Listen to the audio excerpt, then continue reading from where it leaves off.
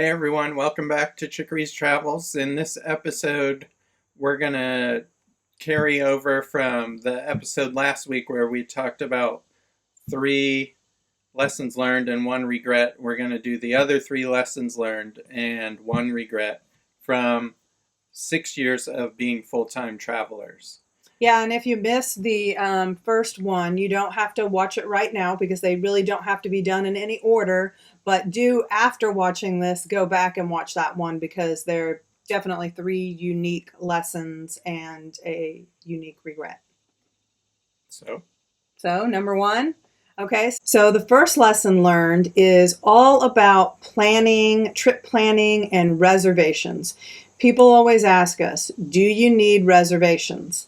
And we've learned over the last 6 years that depends. It depends on you. It depends on your tolerance for risk. So what I mean by that is, are you willing to roll into town and maybe get a spot or maybe not? It depends on how picky you are. I always like to ask people, are you a camper or are you a glamper? I'm a glamper. I read a lot of reviews and I want to stay at all the nicest places. And those are usually booked up pretty far in advance if you're going during the prime seasons for that area. But also, even if you're a camper, if you're wanting to stay in a national park or say like a coveted state park waterfront like many Florida state parks are, once again, you might need reservations if you want to stay for the full 2 weeks that they allow you to stay. Because state parks and national parks usually limit you at 2 weeks total stay time. Now, we have friends, so going to that, you probably understand that I make reservations. And I like to have a plan B backup in case things do change. So I have a rule. It's a $15 rule. And what that is that I will make a reservation so long as it doesn't cost me more than $15 to cancel it. So we have looked to make a reservation for winter at a place in Florida, and they wanted a full month's non-refundable deposit. And I was like, no, we're not going to do that because things happen, life happens, and I didn't want to get stuck in that. So then I went with my second choice, and that was only, I think, it was a KOA, and I think theirs it's like almost, it's not quite $10, it's like $9.95 or something like that is your reservation fee, and that's non-refundable. So that's a much better deal for us. Same thing with state and national parks. They're really good with their reservation policies. But we do have friends that don't make reservations, and they've showed up in Florida in the winter. Of course, they had a much smaller RV, and they pulled in and they stayed like a night at a casino, 2 nights at a county park. Then they went to a Cracker Barrel or something. And then they were a few nights in the middle of the week at a state park. And then they had to move. So if you don't mind moving around a lot like that and your RV isn't really big, you might be able to get away without reservations. And if you like to boondock, obviously, there's no reservations for most boondocking. I say most because in Florida, they do actually have some boondocking in some water management areas, I believe they're called. And those, you just have to have a permit. So it is kind of like a reservation. And then the second one for this week is buying way too much stuff. So like when you first start out, you might read all these websites that say you need this gadget and that gadget and this other gadget.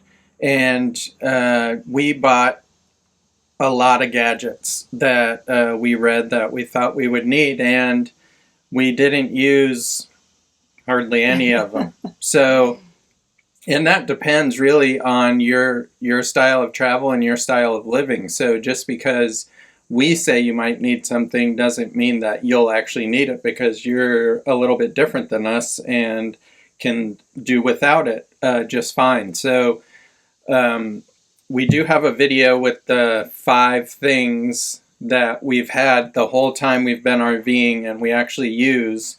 And we can put a link to that in this video so you can check it out. But don't just buy the essentials when you first start, and then figure out what you need to make your life more comfortable in the RV. Instead of buying a bunch of stuff, taking up a lot of storage space and then realizing you don't need it. That's something we did for sure. Yeah, and because all of these articles say, like he said, they tell you, oh, I have this and I have that. But, one thing that you have to remember is you want to take them with a grain of salt and see how many photos the people are sharing of them actually using them, or if they're doing a video on it, how much they're actually using it. Kind of follow their Instagram for a little bit and see if you see it beyond that video or that blog post, because sometimes, and I'm not calling any particular bloggers or vloggers out, but sometimes people get those products for free just to do the video, and they might even be getting paid to do that video or that blog post. So again, do your research, check around. If you think you might want it, check and see if there's more than one blogger or vlogger saying that they use it. And like I said, kind of look at their Instagram and other social media and find out if they're really using it, and ask them, comment and say, so did you just get this? How long have you had it? How long have you used it? And then it'll kind of come out if it's something that's really tried and true for them, because that's what we did. We kind of read too many of those lists, the 20 items that you need. And like Sean said, last year we narrowed it down to 5. There's 5 that probably every RVer needs. Mainly safety items, and we'll link to that video. And it's not necessarily the brand, it's just the item. So there's lots of different brands. Find the one that you like best to use. Yeah. Then the third one? So this one goes back to financial issues. These are so important, and it's don't quit your job, or don't quit working, I should say. And this is one lesson that it just isn't going to apply to people who are already retired with a pension. But in the 6 years that we've been on the road, we've met some people that are retired with a pension, but probably not the majority. The majority of the people, other full-time RVers that we met, were some even younger than us. Many our age, which is still working age, and many younger than us. And it's nice to have this freedom and to be able to travel the United States and live the dream, right? But you also have to remember that we haven't, what's the longest we've ever met someone that's been full-time RVing? It's just, my point is, it's just not something that people do forever. I have had a few people point me out to a YouTube channel. Oh, these people have been doing it for 10 years, but I haven't personally met anyone that's doing it for 10 years. And we've met a lot of people. We've been to a lot of shows and rallies, and we're one of the longest at 6 years. Most people we know, it's like a couple of years, 3 years, pushing 5 really thins out the herd. I mean, just go back to some older YouTube channels and see like who's still doing it. And it's not because it's not great, but it's just because I think that once you start living a different type of lifestyle, it really kind of opens your mind up to being able to do all kinds of different things. So sometimes people go from RVing to boating, or they go from, like the way we were, living in a house in a neighborhood and not having an RV, to living in an RV full time, now to living in a house but on land where we can park our RV and jet out whenever we want in the RV. We're also, when we can, again, going to want to start doing some more international travel. So your life changes. And so my whole point about still working is that you need to still be contributing towards retirement. This is so important, because if you're burning up working age years that you could be contributing towards retirement, with compound interest, it is so hard to ever recapture that. So no matter what age you are, if your current job won't allow you to take it on the road with you, there are so many jobs that you can do on the road. And for example, Sean, he spent 20 years in the military working in a hospital, in the laboratory. And that would be a job that people would go, oh, you can't take that on the road, right? You have to be in the hospital. And that's true if he wanted to work in the hospital, but he was able to take that skill and that experience and the education that he had and then apply that to managing a laboratory that traveled. So what else do you want to say about how important it is? Well, I think our next video is going to be about the different ways that we make money on the road. So that will give you some ideas that it doesn't have to be just a traditional 9 to 5. Mm-hmm. It can be anything, but you have to prioritize, I guess, preparing yourself for retirement. And not many of us are independently wealthy to where we can just stop working at the age of 40 and travel full time. So you have to have a plan. And it's not like you'll see, there's lots of ways that we earn an income that is not traditional. So right, and they add up. So it's not that you have to have like full replacement income, but you do still need to be planning for the future, we believe. I mean, we feel a lot better knowing that we continued to do that over the 6 years. And so stay tuned for that next video, because we're going to talk about all the different ways. Because while Sean has a remote job where he actually has a 401k, I quit mine. So I don't have a 401k anymore. I'm a freelancer, but what I still do is I take a certain amount of that income and invest it in an IRA. And if you're a freelancer, you can even have a self-employed IRA. So there's still a lot of different options. And all of this kind of comes back to like your financial goals and really that financial freedom to be able to do whatever you want to do with your life at any point in it.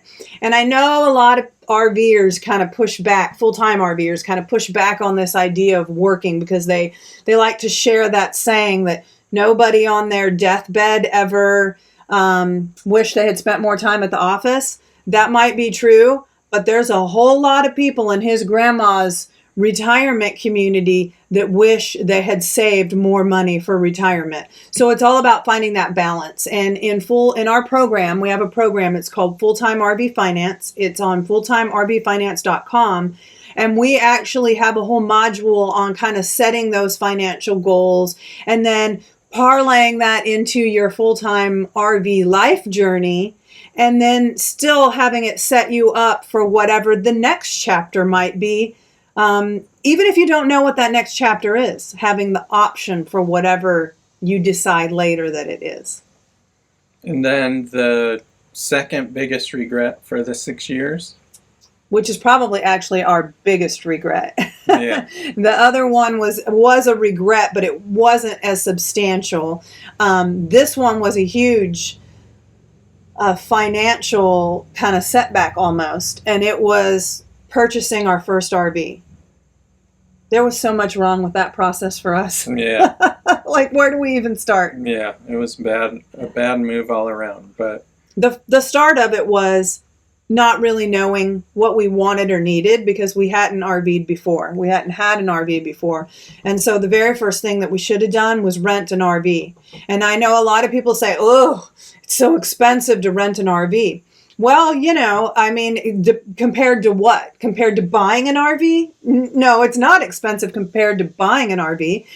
Some people say, well, it's more expensive than staying in a hotel. That might be true, but what we're talking about is saving yourself the massive loss that you're going to encounter if you realize that you had the wrong RV, which is what we did.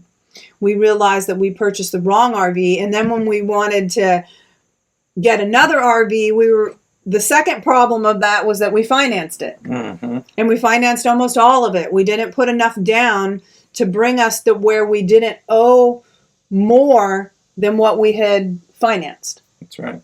Because of depreciation? It depreciates so fast. The first 2 years, you take, 25 to 35% depreciation, and then you're kind of stuck if you financed it. And then if you overpaid for it, you're stuck even worse. And then, of course, if you know us, we weren't debt-free at that time either, even just with the RV. We actually bought a fifth wheel and we bought a truck. So buying that fifth wheel and that truck combined basically came up to the same price as if somebody was going to buy a similarly sized gas motorhome, right? Yeah. Or one of those small Class Cs that are on the Mercedes Sprinter chassis, right in that same type of price range. All of them take depreciation. Don't listen to anyone who tells you that they don't. They all do. They all have that huge depreciation. It's because of the vehicle part of recreational vehicle. So yeah, and then having financed it and then just making payments. So we finally, a couple years in, we're like, we need to do something about this. And it's not going to be trading in that fifth wheel and getting ourselves in the situation again. Because even though we might have known better what we wanted with the second RV, we may have, if we had just traded in like that with us being kind of underwater, right, is what they call it, or upside down, we would have been upside down again on the next RV, and it would have just been this problem that goes around and around. So what we decided to do was live with the RV that we didn't love and get very serious about getting debt free, and then saving up enough money to buy the next RV for cash. So even though it still had the depreciation, we didn't feel as stuck in the situation. And then we were also smarter at that point about haggling. Yeah. I mean, we saw this RV and walked away from it twice, and they kept calling us back. And finally, the third time we came to a conclusion. Yeah.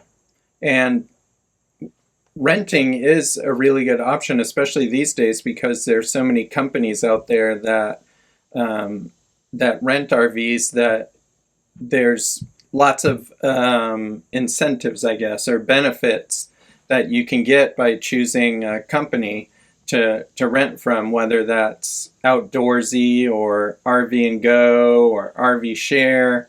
They all have different I guess, renting agreements and what's covered and what's not covered. So definitely doing some research on the best rental company for your needs will help. And I'm a co-host of Beyond the Wheel podcast, and we did a podcast with RV and Go where they talk about all their stuff. So you can go check that out as well, beyondthewheelpodcast.com, just to learn a little more about how renting works and the basics of it. And one final thing that I would like to say about renting is that we would have thought that it was only the drivable types that you can rent, because those are the kinds you see on the road from, what's that company, like Cruise America or something, or El Monte is another one, I think, RV rental. And they're always like the Class A motorhomes or the Class C motorhomes. And we learned when we were down in Florida, we were down in Key West, and the people right next to us were in a travel trailer, and they didn't have a truck. And we were like, what? I don't get it. Like, how'd they get that travel trailer here? And we were chatting with them one evening, and they mentioned, oh, this is a rental. We just rented it for a couple weeks, and the people who own it delivered it to the campsite and set it up for us. So if you're thinking about maybe getting a travel trailer or a fifth wheel, renting is still an option, even if you don't have the tow vehicle yet, because you can find someone, and there's actually a little box that you can click delivery on these different types of rental companies, and you can try one. And then also the great thing about the three companies that Sean mentioned is they're peer-to-peer rental. So they're not like a Cruise America that has like a certain inventory of only a certain type of RVs. It's peer-to-peer, so it's every type of RV you can imagine, from a pop-up camper to a big Newmar. It's there. So you can find something. It might not be the exact floor plan that you want, but it might be the same brand, or if it's not the same brand, it might be the same floor plan. But you can get something that is like really close to what you want and spend a little time in it to see if it's really going to work out for you. And also join the forums of whichever ones you're interested in and see what other people think of them and what issues that they have, so you can be prepared and plan for that, because you don't want to have all your money invested in an RV and get stuck somewhere and not be able to move because you can't afford to repair it and you have to wait. And we actually know people that that's happened to, so it's not unheard of. And going back to the forums, also you can go on these forums and you can ask questions. Like we have an Arctic Fox fifth wheel right now, and there's a few different sizes and models. And they allowed us to join the Arctic Fox owners group before we owned it, so that we could ask people like, which one did you get, and what do you like about it, and what don't you like about it? What would you change if you could? And those types of things. And you can also do that in regular RV Facebook groups, or you could come on the Chicory's Travels Facebook page.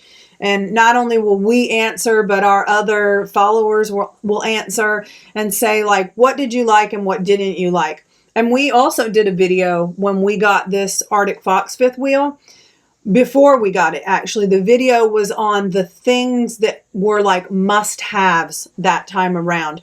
They were so much different than our must-haves before we actually ever had spent time in an RV. Because now we knew what types of things were really important to us. And they might be things that you wouldn't normally think about. So that's it. Yep, that's it. 6 years, 2 videos, 6 lessons learned, 2 regrets. We hope that it helped. And if we left anything out or you have questions about anything further, please drop a note in the comments below and we'll be happy to answer it. And safe travels, everyone.